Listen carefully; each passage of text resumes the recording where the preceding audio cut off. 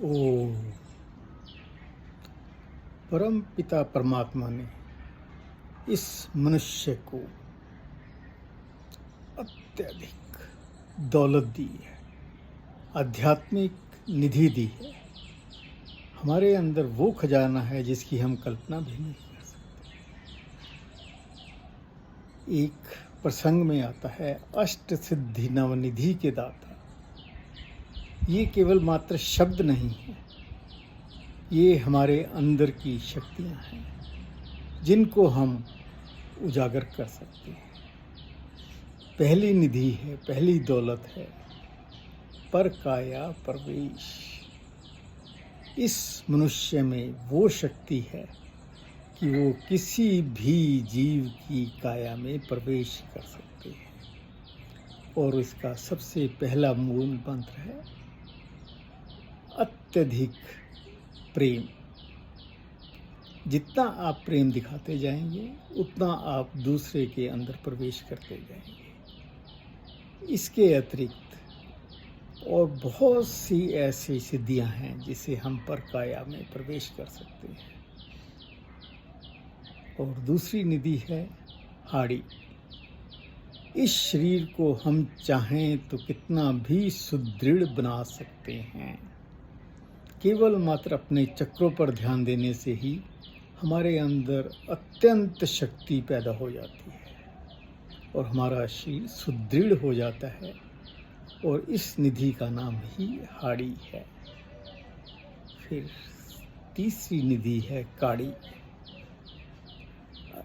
उसी प्रकार हम अपने चक्रों पर ध्यान देते हुए अपने मन को इतना सुदृढ़ बना लेते हैं कि ये हर स्थिति में आनंद की अवस्था में ही रहता है।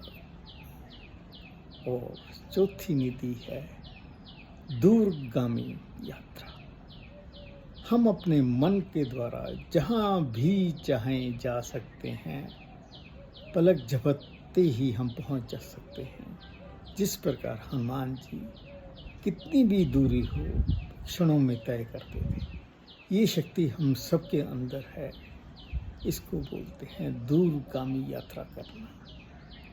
और उससे अगली निधि है मदालस। हम चाहें तो अपने आप को कितना भी छोटा बना सकते हैं और कितना भी बड़ा बना सकते हैं। आध्यात्मिक दृष्टि से देखे जाए तो हम कितने भी सौम्य हो सकते हैं, कितने भी छोटे हो सकते हैं और हम किसी प्रकार अपने आप को बहुत बड़ा, बहुत मजबूत कर सकते हैं। इस निधि का नाम ही मदालस है। और इसके बाद कंचन धारा। कंचन धारा क्या है? आप अपने मन में किसी भी चीज़ को ठान लीजिए करने की, आपको कभी भी पैसे की कमी नहीं होगी। आपके लक्ष्मी आपके चारों तरफ मंडरा रही है। जरूरत है आपकी सत्यता की। कहते हैं लक्ष्मी सत्य की पुरोगामी होती है। आप सत्य मार्ग पर चलते रहिए, आपको कभी भी धन की कमी नहीं होगी। और इससे अगली निधि है प्राज्ञ। आप में इतनी शक्ति है, इतनी विद्वता है कि आप किसी भी बंजर जमीन को उपजाऊ बना सकते हैं। किसी भी प्रकार की अगर किसी के अंदर क्षति है, कमी है, आप उसको पूरा कर सकते हैं। तो एनी केस ऑफ इनफर्टिलिटी आप कर सकते हैं, पूरा कर सकते हैं, ठीक कर सकते हैं, उसमें ऊर्जा भर सकते हैं। और उससे अगली निधि है सूर्य ऊर्जा ग्रहण। हम सूर्य से जितनी ऊर्जा चाहे ग्रहण कर सकते हैं। वो हमें शारीरिक और मानसिक शक्ति अपने आप देती जाएगी। ये एक बहुत ही उत्तम क्रिया है। हर श्वास के साथ आप ब्रह्मांड की सूर्य की ऊर्जा को अपने अंदर ग्रहण कर सकते हैं और उनको चक्रों के द्वारा सारे शरीर में प्रक्षेप कर सकते हैं, उसको ओज में बदल सकते हैं। और इसके अतिरिक्त एक बहुत ही उत्तम विद्या हर इंसान के पास है। इसके बोलते हैं मृत संजीवनी विद्या। हम किसी भी मृत पर्याय, किसी भी मनुष्य में, किसी भी जीव में हम शक्ति डालने में सक्षम हैं।